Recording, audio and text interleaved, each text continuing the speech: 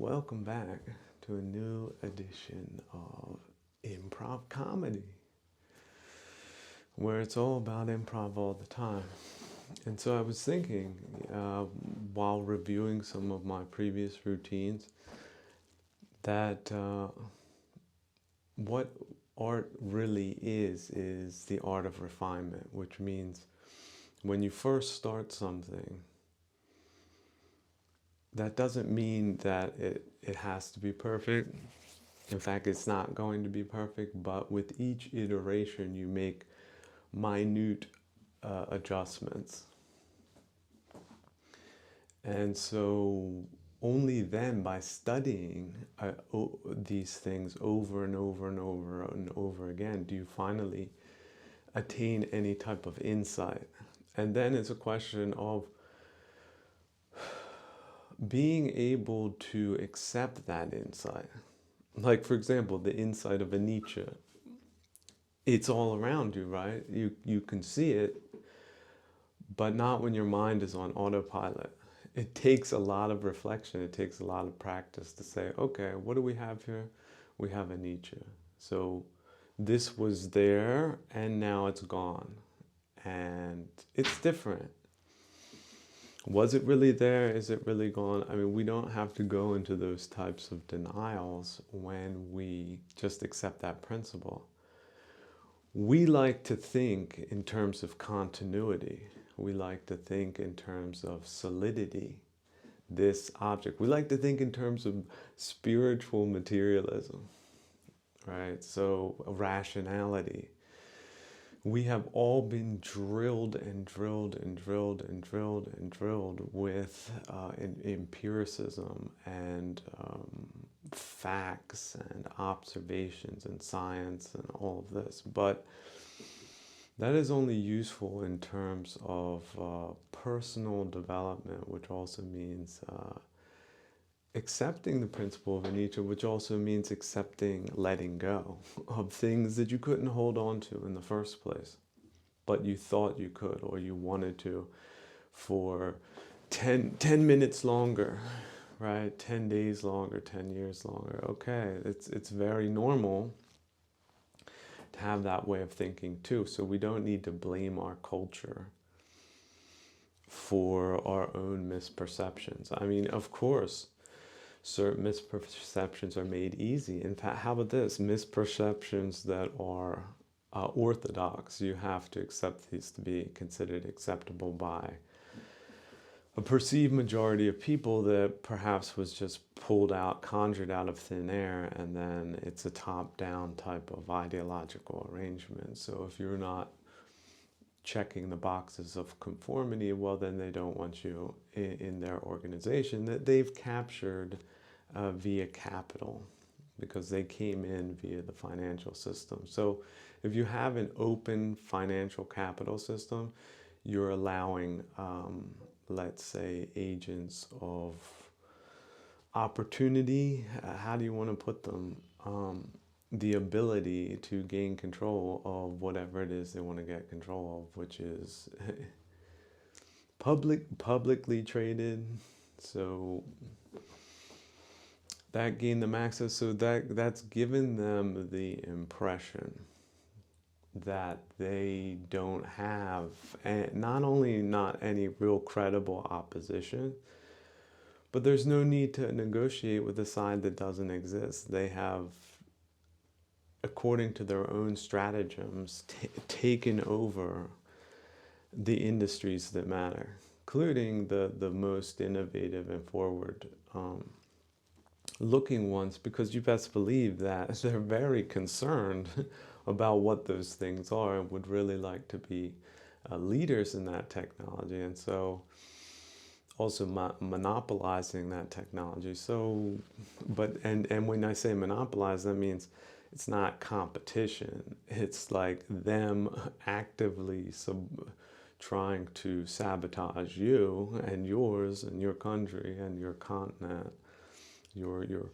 areas of influence. So they got these things, they draw these big circles in a map, and then that gives them impunity to do anything, including applying massive financial resources into gaining access and control of these places.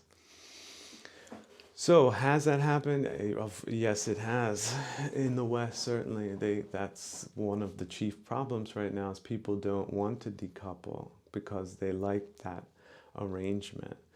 In fact, that arrangement has put them in places like, I don't know, being prime ministers of countries and things like that, because it's nice to have friends with a lot of money and means that are willing to finance you to get them where they want to go. But if that's really the place the country wants to go, that's probably not the thing. But see, when people take a minority viewpoint where they say, I can personally profit by doing XYZ, even if it is immoral, even if it is destructive, maybe, let's just say this, maybe 8 people won't take the deal, but 2 certainly will. And they're willing to deal with the 2. That's it. They'll wait for the 2. They'll just ask more people, right? So they ask the wrong 100 people, well, then they need to ask 200. And so that's how they've been moving. So a lot, again, it's not just political farce, it's economic farce in the West. You have amazingly rich people who have sold out their entire sphere of influence wherever they might be, because we're now even talking about international bodies, like that the moolah was enough for them. So, and they're getting it as long as they're doing, and of course they have to have, there has to be plausible deniability, right? They can't just come out in a red jumpsuit and read off rote decrees. No, no, no. It has to look like that they are the ones qualified for the job. They have to have some type of credibility, like appearance of credibility or appearance of legitimacy in order to pull the whole operation off, which ultimately you could boil down to a self-enrichment scheme of a minority of people. So they're big into wealth guarding, big into nepotism. And how it is, they have big bank accounts and big holdings, and that's how you can identify them. It's like, okay, last 30 years, who were the people who got extremely wealthy, and how much of that is old money, and what did they do with that money? And then what for example, if they invested it in a company and the company tanked, or all of a sudden nobody wanted to work there anymore, then that's sort of, you can probably infer that a massive cultural crime has taken place and that they were the active agents involved. So then just imagine reverse engineering crime to fit the crime, but perhaps it wasn't apparent to the people at the time because they came in on that whole economic wave, like, oh, we're going to invest in this company and we're going to, build it up and we're going to do things better and won't you be satisfied? And then they put all that moolah, they just hit a button and all that moolah appeared in some lawyers' bank's accounts and PR people and things like that. And then all of a sudden, 5 years later, everybody's fired, the whole factory doesn't work. And that's just one scenario. That's the dramatic scenario where people might see things, but others are sort of operating, but they have a really wonky corporate culture. That has nothing to do with their product or values or the industries that they serve, but they have a monopoly position thanks to a strategic positioning of capital, right? And then where is somebody else going to get capital? Well, they got to run to one of these banks, and then no, well, they already, why did they say no? Well, they already got something in something else that they don't want to have conflicts with. So your idea might be good, but it's not good for them. It's good for the country, it's not good for them, right? So, oh, who gets sacrificed, the country or them? Well, if they can help it, it's going to be the country, and they're going to profit. And that was their morality. This is, or the lack thereof. Because I do think you can classify that type of thinking as immoral, where you profit at the expense of others. And yet, you have to think, these type of people are zero-sum gamers. It's like, there is this amount of stuff, who gets to steal it? That's it. That's it's primitive. This is the subnormal way they think. So if you can't protect yourself from those types of people, well, you become the victim of those types of people. So, but that doesn't, look, people go looking for trouble, and guess what? You can find it. But these people looking for trouble sometimes find people that didn't want to have any trouble in the first place. But that's everyone, right? That's a lot of people. But a lot of people get rooked by people that don't think that way. So, as far as identifying these people and then perhaps bringing them to trial, this is the thing. You're sitting where you are right now, and you think, "Oh God, how inappropriate this comedy routine is for my country." You might be right, but I'm also talking to people like in Ukraine that are in an active war right now, or in places like Poland, or maybe it's the Sudan, right? Maybe it's a place where things have gotten so horribly wrong and rotten that the country was massively attacked with a military force that the other side thought would not be sufficient for them to gain complete impunity over the lives of millions and millions of people.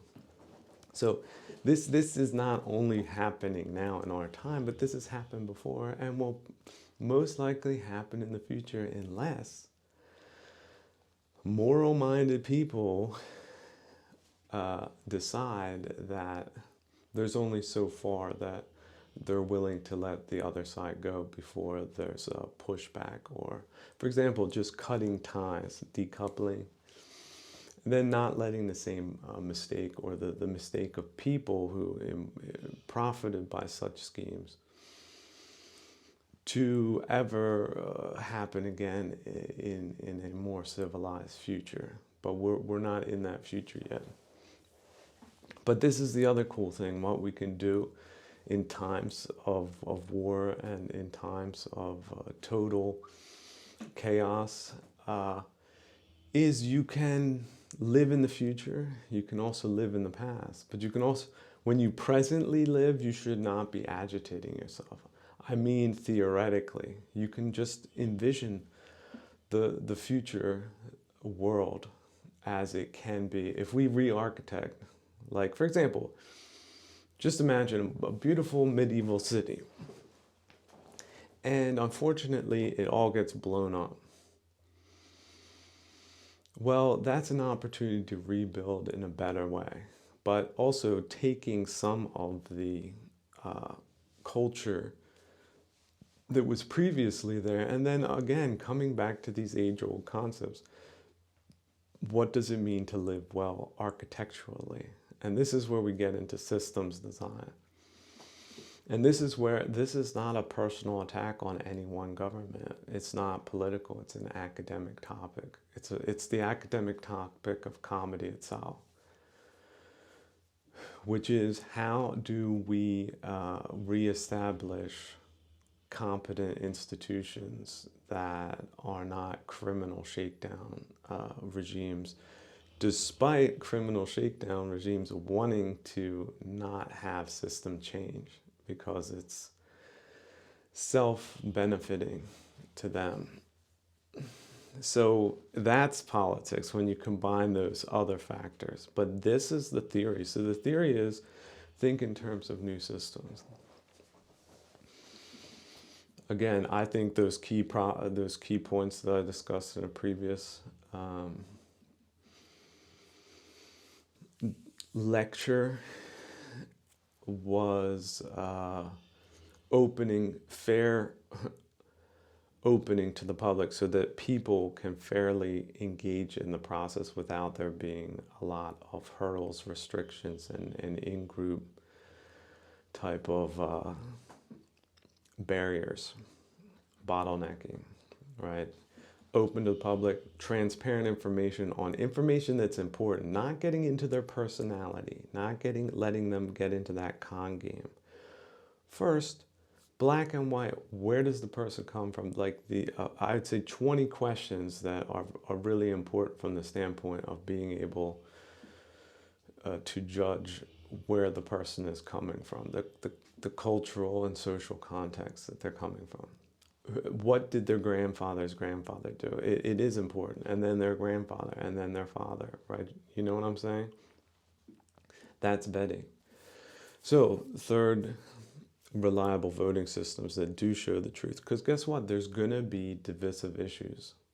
And if you cannot give the faction that is most intelligent the forum, well, you're going to make bad decisions which might not be sufficient to survive as a civilizational entity, for example. So yes, in fact, everything is on the line.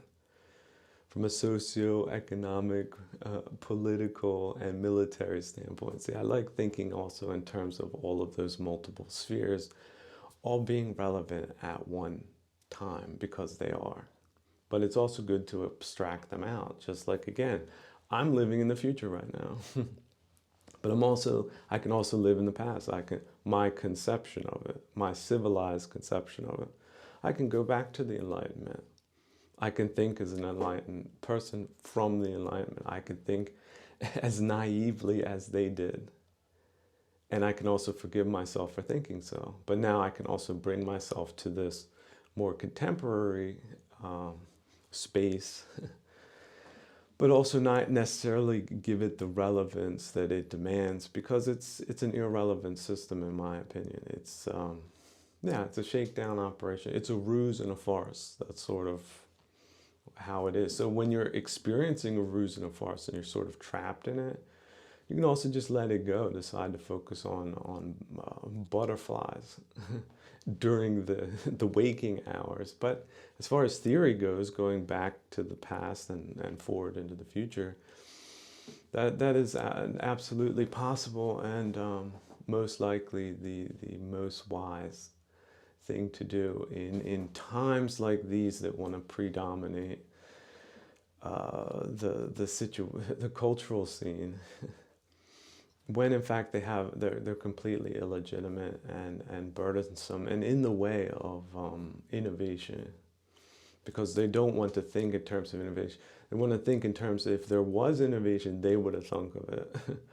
And they also don't want to rock the boat because everything's just working out okay for them, despite work-related incidents.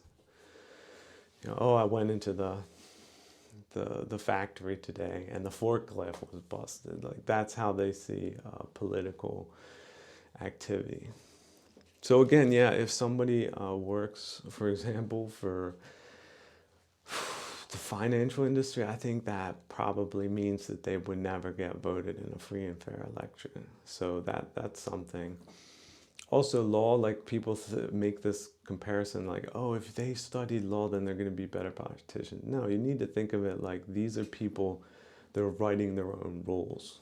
So they combine with regulators, which are also completely square-headed, block-headed, self-enrichment, freeloaders type of cast of people. And so when you get those three as the predominant cast, financial industry related people, which I guess you could call them, again, robber barons.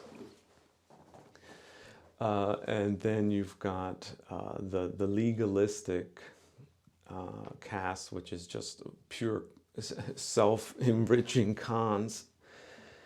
And then you've got the administrators and regulators, the people that get a job after some institution is created, but it's just a job to them, 9-to-5ers. But they want to win elections because they want to keep their buddies and institutions going that have long since lost their relevance. And so they're involved. So you get the three casts, and that is the definition of failed leadership on every level that matters, which is socioeconomic, political, and military. So then the military falls apart. And then you've got, Banana Republic. Then at some point, these criminal tribes, they start warring against each other for total control of whatever's left in a black hole type of a system. Because it's a zero-sum game, that's the way they see it, and they make the conditions real that does justify that argument, even though that's just one potential outcome, a very bad one, that they and their kind create via self prophecy. So, oh yeah, but what comes back to me every time is it's so fascinating to listen to Ukrainian academicians really describe that, for example, that in Russia, 60% of the nomenclature in the new system came from the old system. That explains everything, 60%. So again, that's where all these people, like, we can't forget about something like this. All these people need to be, there needs to be some justice, and they need to be exposed, and also there needs to be most likely prison sentences, at least, for the people involved in these types of operations that have caused so much, not just death and destruction, but so much poverty. Especially cultural. But see, if you have economic poverty, you never get to the cultural levels. It's like self-actualization. Well, they're kept at the bottom of the pyramid. They never self-actualize. So if you think of the opportunity cost to world civilization that these robber barons and vote manipulators have cost the world, it's unimaginable. Okay, so don't ever think about going soft on these people. They don't deserve it. Which is another thing, coming back to the Ukrainians, experts, by the way, like these people, 100%, like they don't have any illusions out there. Like, because they went to the supermarket, and then, you know, on the way there, they were almost hit with like a mortar or something. It missed them, but the old lady, it took her legs off, right? So they're not in this Western funk and haze of, oh, you know, what is the fifth column? What did they do? Oh, wasn't that a discredited theory? Like, because this is what happened. The Ukrainians understand the Soviet system from the inside, right, as an already colonized entity, which meant they didn't want a lot of messed up people there, although vodka certainly one of their accepted social programs. But they didn't want crazy social groups. But what the Ukrainians don't realize is that was only one face of the Soviet system. The other face that was geared towards world revolution, they were super overly active in foreign countries. So more or less you need to think of it as like they were just keeping their plantation on lock, but they were using that as a springboard to attack outside of that unholy place. So they were super, and even to this day, they're super hyper focused on everything outside of their prison system. Maybe it keeps them sane because, you know, you could just watch paint dry where they are otherwise. So they're like hyper obsessed, but then it's not a positive obsession. They want to just destroy all the good things so they can roll in with their criminal groups, their criminal culture. Like, oh yeah, the mayor, he's drunk all the time, and talk to this guy. And he'll talk to you about your parking ticket or something. That's the type of worlds they create, like in the Donbass or in third world countries. So it's not cultural improvement, it's crash into Gotham, okay, on a national and also municipal level. Like, you gotta look, these days, if you are talking to cultural security experts, they would have to go in and get a read and a feel for all of these places that people think are being managed well enough but in fact they're not. Like nothing's getting done. Factories are falling apart, like crime everywhere, drugs everywhere.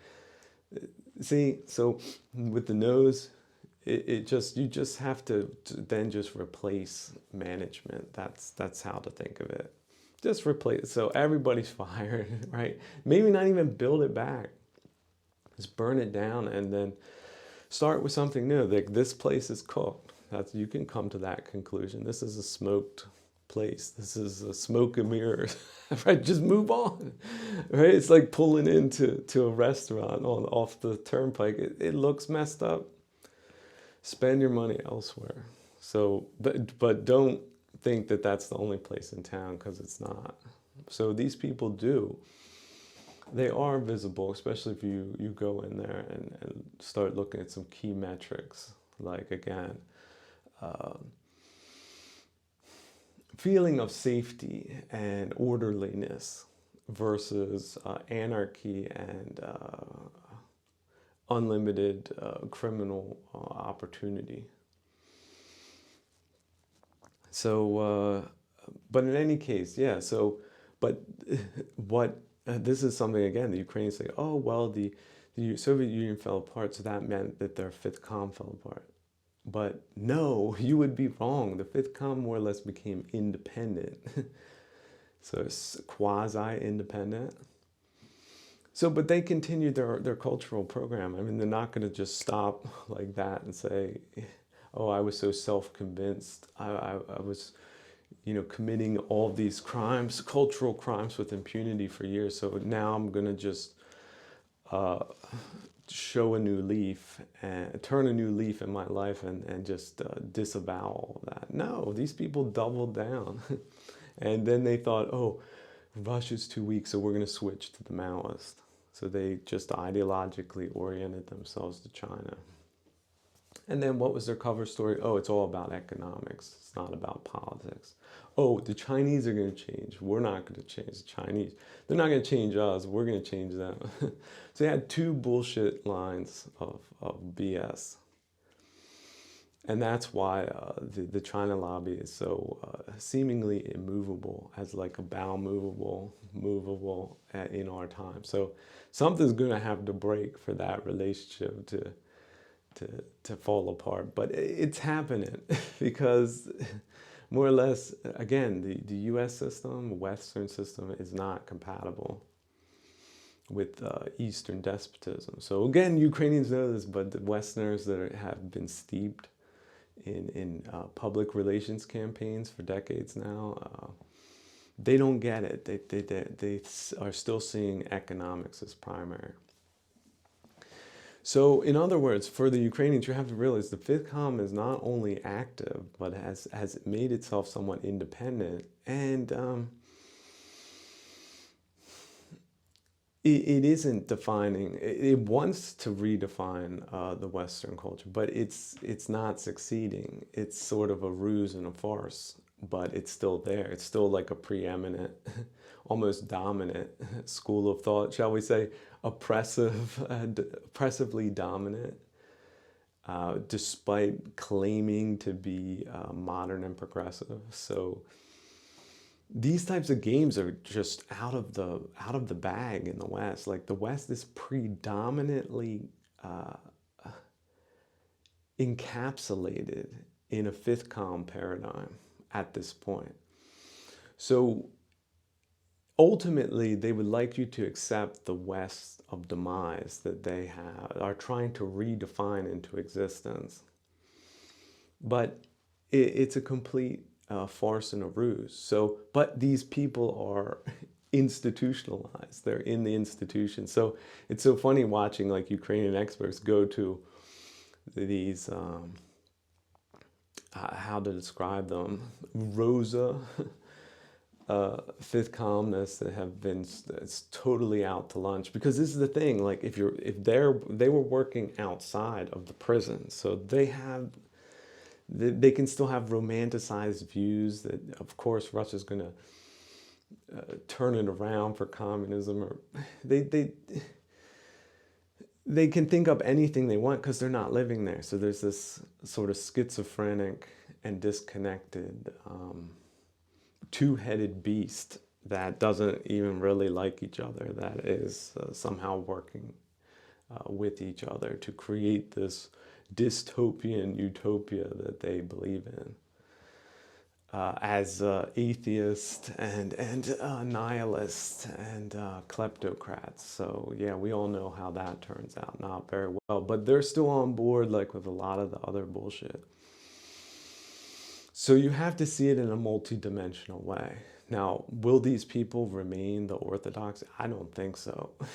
But they think so, and they have thought so for the last 30 years, and they've been right, which is really surprised a lot of smart people. A lot of smart people are no longer with us because they didn't think that was possible. That type of a degrading process that also had economic and legal cover. But they were surprised to the downside. Now, once you realize that that sort of did happen, now it's just, yeah, it's postmodernism, right? So postmodern, post-contemporary, the past again. And then we can start doing some crazy things. Like, how about this? I heard that the Ukrainian constitution is weak on a few points. How about we just completely rewrite the constitution? And then we set up a body that will then ratify that constitution, and it will also encode a lot of modern advancements, such as voting mechanism and also the selection process for political candidates, the selection and review process, which is also open up to the public.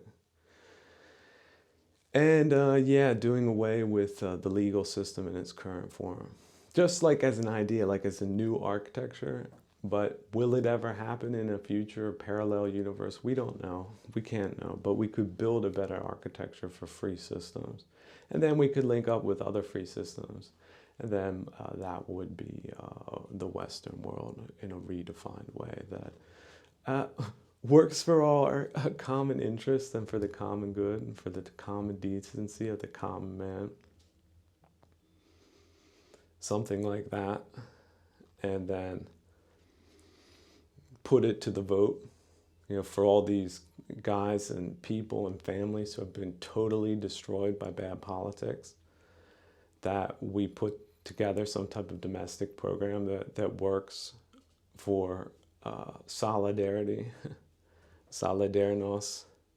Yeah, because that's another good development that people need to look into, solidarnos. But realize there's going to be pushback. And how do they do it? Because they fake that they're on your side, but they're not.